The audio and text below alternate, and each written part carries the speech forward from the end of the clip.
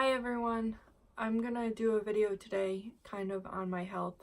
Just going to forewarn you that this is gonna have very personal information maybe in it, and I don't feel well, and it's probably going to be all over the place, yada yada yada. So just warning you, it's not gonna be the neatest, most best video that you've ever seen. And that's okay. So I don't really want to get too much into my mast cell diagnosis and how that happened. That will be a different video. What I want to get into is about my feeding tube, because I was on the mast cell page last night on Facebook, and this is a real problem that most doctors don't know about, don't care about, don't listen to us about, and it's just something that needs to be said. So I'm just gonna go ahead and talk about it and talk about my experience within the past year or the past couple of years. So I'm gonna get into that now. I had been sick for the last 7 years, and I kind of just got worse and worse and worse and worse. It came out of nowhere. I wasn't allergic to anything. The only thing I was allergic to was gluten. Then it just took off from there. And I had a real hard time eating. Anything that I eat would give me some sort of an allergic reaction, whether it's anaphylaxis or like narcoleptic, or my blood pressure drops, or I get hives, or like brain fog. It could go in many different directions. I'm not going to be able to cover all my symptoms. That's not what this video is really about. It's more about how neglectful doctors can be when you are chronically ill, especially when it comes to mast cell. So I had been going from doctor to doctor and doctor, and I'm like, I can't eat. I need help. I can't eat. I feel crappy. I was super malnourished. I knew I was malnourished because I was malnourished to even begin with. I had seen a nutritionist in 2010, and they did all my labs because I had found out that I was allergic to gluten in 2010. And she's like, you're malnourished, yada yada yada. I was a pediatric patient at this point, so I was still like in the children's because I was in high school. And so she said, if you don't start gaining weight, if you don't start getting the proper nutrition, you're gonna have to get a feeding tube. And of course I was like, no, I don't want a feeding tube, because I didn't really have much problems back then. It was just that I was allergic to gluten. So time went on. Like I said, I started getting allergic to many things. That was in 2012, 2013, that all started. And no one knew what it was. They're like, oh, you have anxiety. Oh, this. Like, I know what anxiety feels like. I know what panic attacks feel like. I know what all of that feels like. Like, this is not it. And everyone was just like, oh, be more positive. If you're positive, I'm like, positivity is great and all. Sorry, that's my dog. I'm really not feeling well. I'm like, positivity is great and all, but it's not gonna stop an allergic reaction. So I keep repeating this, so forgive me. My brain is like scattered. And I just kept going to the doctors, and I stopped going to the doctors for probably 5 years because I wasn't getting anything done, and I was just kind of existing. I was bedridden. It's just, my quality of life was crap. So 2016, I went to Florida for some treatment, and I was really sick, of course. Then I wasn't able to eat, and I was purple from the knees down. I barely made it through the flight. I barely made it there. I was basically knocking on death's door, and I had to go to Florida because no doctors around here were helping me, taking me serious. I'm in Massachusetts, so you would think that Boston would be helpful, and it wasn't. So I went there, got treatment. I was doing a lot better. I needed my gallbladder out too. Got my gallbladder removed. Finished up treatments, came back home. I had a little bit more foods. I did okay that summer. and it just started to get worse and worse and worse again. So through this whole thing, many times I lived on the same food, boiled chicken, rice, and broccoli for a couple years every day, breakfast, lunch, and dinner. It was awful, but I had to do what I had to do to survive. So anyways, I fast forward to like 2018, really rough year.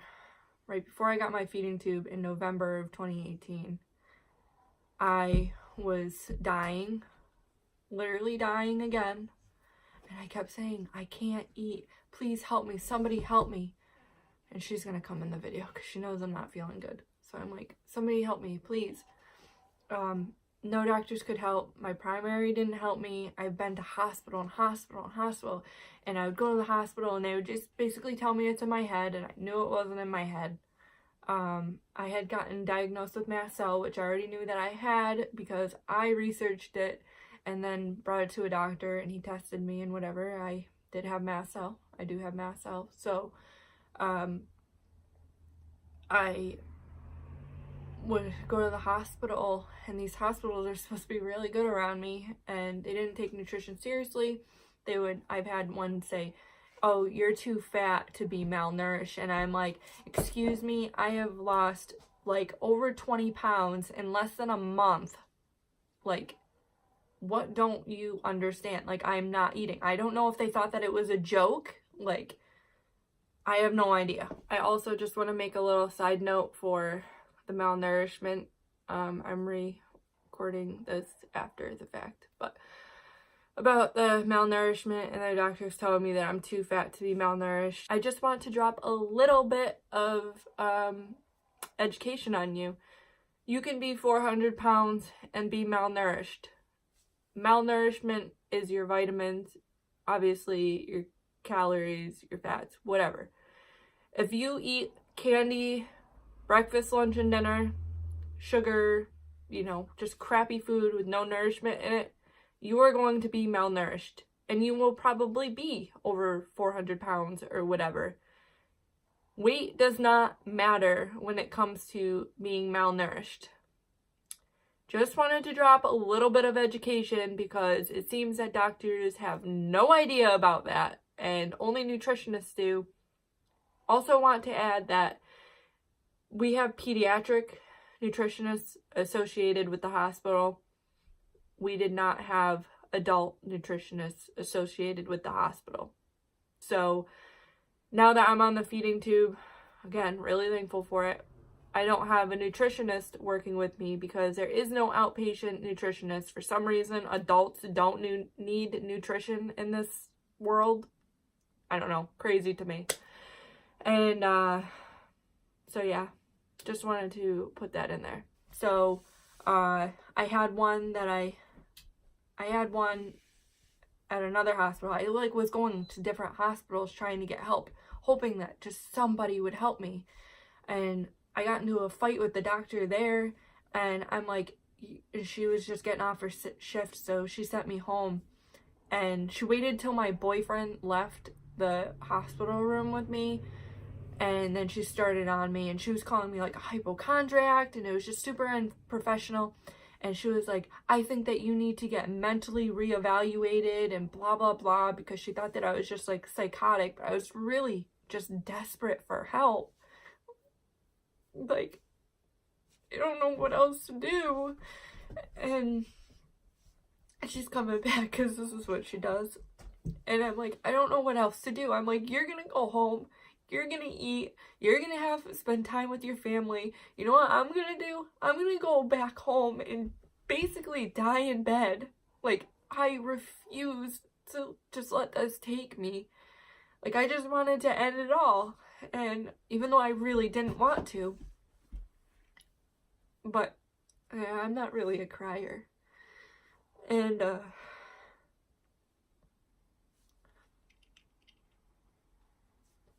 remember, like,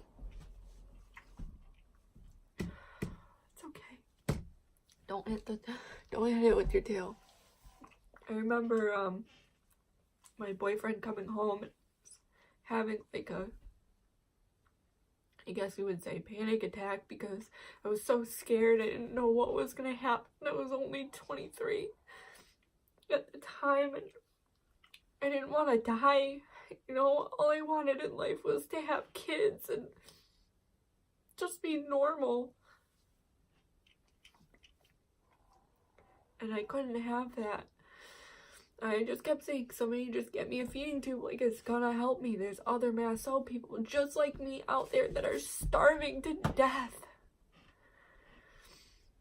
Starving to death is the most painful, scariest thing I have ever been through, and it breaks my heart. There's many people out there just like me that are starving and scared and don't know what to do, and doctors just, even mast cell doctors, like, I really think that if your patient is having trouble eating and they can't take the medicine, like I react to the medicine, I'm allergic to Benadryl, antihistamines, like crazy, and I was never like this, and they're all suffering.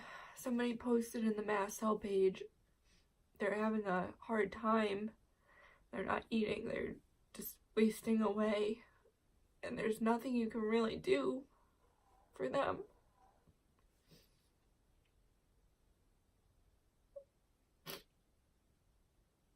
People need to take us more seriously, and if we're asking for help, just help us. Get them a feeding tube, get them TPN, get them whatever they need. Stop ignoring us. I don't know how else to help and to do anything besides for make this video and just be there to support them. Because I know 100% I would not be here today if it wasn't for my dog and my boyfriend, my family, but really my dog and my boyfriend, because they were there for, like, with me all the time when I was scared, when I was sad.